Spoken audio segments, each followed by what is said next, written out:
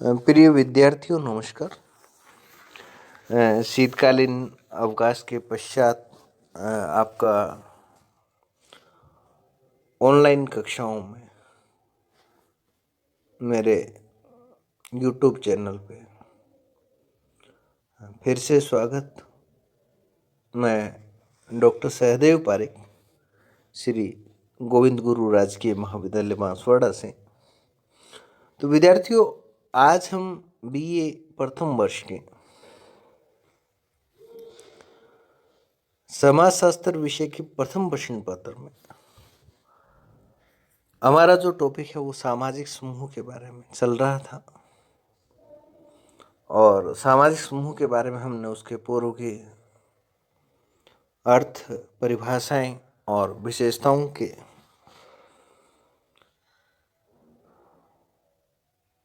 आधार पर जो वीडियो बनाए थे पूर्व, जो PDF आपको भेजे हैं, आपने उनका अध्ययन अच्छी तरीके से कर लिया है, ऐसी मुझे आशा है। और आज का जो टॉपिक है, आज का जो प्रकरण है, वो समूह निर्माण के आधार और उसको वर्गीकरण को लेकर के पढ़ेंगे। तो विद्यार्थियों, समूह निर्माण का आधार व्यक्ति के संबंध होते हैं, यानी कि समूह का निर्माण जो है वो व्यक्ति के संबंधों के आधार पर किया जाता है, और ये संबंध व्यक्ति की रुचि, स्वार्थ, आवश्यकता, स्थान, आयु, लिंग, व्यवसाय, धर्म, आदर्श आदि अनेक आधारों पर हो सकते हैं। उदाहरण के लिए, एक धर्म में विश्वास करने वाले या रखने वाले लोगों का एक समूह होगा। विभिन्न आयु, लिंग और जाति के आधार पर अलग अलग समूह होते हैं। सामाजिक परिस्थितियां और आवश्यकताएं भी समूह निर्माण में काफ़ी महत्वपूर्ण योगदान देती हैं।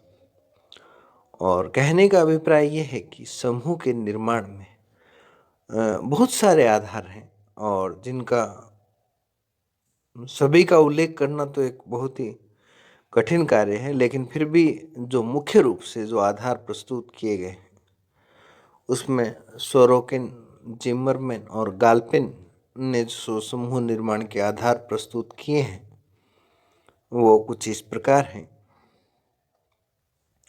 रक्त संबंध अथवा एक ही पूर्वज से उत्पत्ति मानने में विश्वास करने वाले लोगों का। विवाह, तीसरा हम कह सकते हैं जादू, टोने या धर्म में समान विश्वास, और चौथा हम कह सकते हैं समान भाषा, यानी कि एक जैसी लैंग्वेज, एक जैसी भाषा बोलने वाले लोगों का एक समूह होता है। समूह का आधार बनता है समान लोकोचारों और रीति रिवाजों में विश्वास, एक ही भूमि का स्वामित्व, पड़ोस, सामान्य व्यवसाय, समान उत्तरदायित्व, एक ही स्वामी के अधीन रह करके काम करने वाला, यानी कि एक ही किसी नियोक्ता के कर्मचारी या उसके मातहत काम करने वाले, समान उत्तरदायित्व और समान शत्रु, साथ साथ रह कर के कार्य करना, और एक ही संस्था से संबंधित होना या जुड़े होना, और आपसी पारस्परिक सहयोग या म्यूचुअल एड। ये सब जो है, हम ये कह सकते हैं कि ये समूह निर्माण के एक पर्याप्त आधार हैं, और इन्हीं आधारों में से किसी भी आधार पर समूह का निर्माण जो हो सकता है।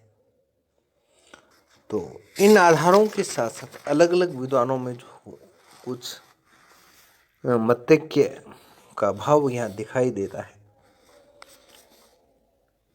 मर्टन ने जो समूह के निर्माण का जो आधार बताया, उन्होंने 26 आधार बताए हैं कि 26 आधारों पर समूह के निर्धारण होते हैं। और हम ये कह सकते हैं कि समूह का आधार सामान्य उद्देश्य और हित, भाषा और निवास आदि को माना जा सकता है। यानी कि समूह निर्माण इन किसी भी आधार पर, सामान्य उद्देश्यों के आधार पर हो सकता है, सामान्य हितों के आधार पर हो सकता है, एक भाषा के आधार पर हो सकता है और निवास आदि के आधार पर भी हो सकता है। अब हम जिक्र करेंगे विद्यार्थियों समूहों का वर्गीकरण को लेकर के। क्लासिफिकेशन ऑफ ग्रुप्स की जब बात आती है तो हम ये कहें कि समाज वैज्ञानिकों ने अलग अलग आधारों पर मानव समूह के विभिन्न रूपों को स्पष्ट करने का प्रयास किया और समाजशास्त्रियों का इस विषय में भी सामान्यतः एक दृष्टिकोण नहीं है, अलग अलग दृष्टिकोण पाया जाता है और मुख्य रूप से वर्गीकरण के जो आधार हैं वो 6 निश्चित किए गए। इन 6 आधारों पर समूहों का हम वर्गीकरण कर सकते हैं, जिसमें से पहला हमारा सदस्यों की संख्या, दूसरा हमारा स्थायित्व, तीसरा हम की भावना और चौथा प्रकार्यात्मक आवश्यकताएं और पांचवा हमारी आकांक्षा और छठा हमारा सामाजिक संबंध। यानी कि इन सभी के आधार पर हम समूहों को अलग अलग भागों में बांट सकते हैं। आज की हमारी जो चर्चा का विषय है वो है सदस्यों की संख्या को आधार मान करके समूहों का वर्गीकरण। विद्यार्थियों, सदस्यों की संख्या से हमारा मतलब है कि किसी भी समूह के जो सदस्य होते हैं उनकी संख्या कितनी है, उनको आधार मान करके समूह जो हैं वो 2 प्रकार के होते हैं, छोटे भी हो सकते हैं और बड़े भी हो सकते हैं। यानी कि कम जनसंख्या, कम समूह की सदस्य संख्या होगी तो वो छोटे समूह, और वही सदस्य संख्या यदि अधिक है, संख्या बल यदि अधिक है तो वो बड़ा समूह। समूह में सदस्यों की संख्या के आधार पर ही सामाजिक संबंध जो हैं वो निश्चित होते हैं। जैसे छोटे समूह में अंतःक्रिया अधिक होगी किंतु इसमें संबंध अधिक व्यवस्थित और घनिष्ठ होंगे क्योंकि कम सदस्य होंगे। जारसिमेल, जॉनसन और हॉमन्स, ये 3 नाम आपको ध्यान रखना है। जारसिमेल, जॉनसन और हॉमन्स ने छोटे समूह को समाज का आधार माना है। हॉमन्स ने 5 छोटे समूह का अध्ययन किया और बताया कि हर युग में छोटे समूहों ने अपने अस्तित्व को विघटनकारी तत्वों या ताकतों से बचाए रखा है।